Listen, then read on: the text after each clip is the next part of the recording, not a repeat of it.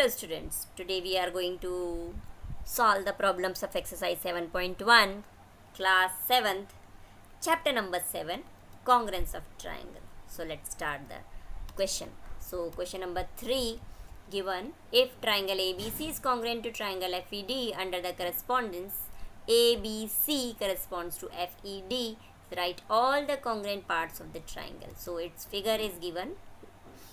Now we have to write the corresponding parts. Now it is given ABC corresponds to FED. So this meaning is, in this figure we can observe it is written ABC corresponds to FED. That means A related to the F. So that means we can observe in this figure A vertex is related to vertex F. Similarly, vertex B is related to E. That means vertex B corresponds to vertex E and vertex C corresponds to D. So corresponds C and D, they are related. So by this figure we can write the corresponding parts of these two triangles ABC and DEF as this angle A is equal to angle F. In this given figure also we can say angle A is equal to angle F, angle B is equal to angle E, and angle C that is equal to angle D. Similarly, for the sides also we can write. Now these 3 points we have written for the angles. Now we can write the corresponding sides also. So it is as this side is C is equal to the side FD. Side AB is equal to side FE and side BC is equal to side ED.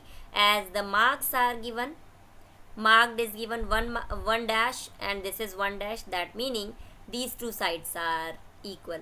Double dash are given in these two sides, so it means these two sides are equal. And similarly 3 dashes are given, that is these two sides are equal. By this we can identify easily. So this is the answer for the problem. Only we have to write the corresponding parts of the triangle. So we have written the corresponding angles and the corresponding sides for the two triangles ABC and DEF. Now let's take the next question number 4. If triangle DEF is congruent to triangle BCA, write the parts of triangle BCA and corresponding to. So this is the figure. In this figure it is given these two triangles are congruent. We have to write the corresponding parts for this triangle BCA with DEF. So first we have to write for angle E. So let's write C. This is angle E and C. These two in the given figure, as double marks are there, that meaning this angle E and angle C are equal. So we can write angle E is equal to angle C. Similarly, for the second point EF, that is this side EF. So by this figure also we can observe EF that is equal to CA. So we can write EF is equals to CA. Now for the third part, angle F. So see in this one given figure angle F and angle A are equal. So we can write angle F is equal to angle A. And the last fourth point DF. DF in the figure also we can identify D is related to the vertex B and F is related to the vertex A. So the side DF is related to the side BA. By this also, by the vertex, as the name shows DEF congruent to triangle BCA.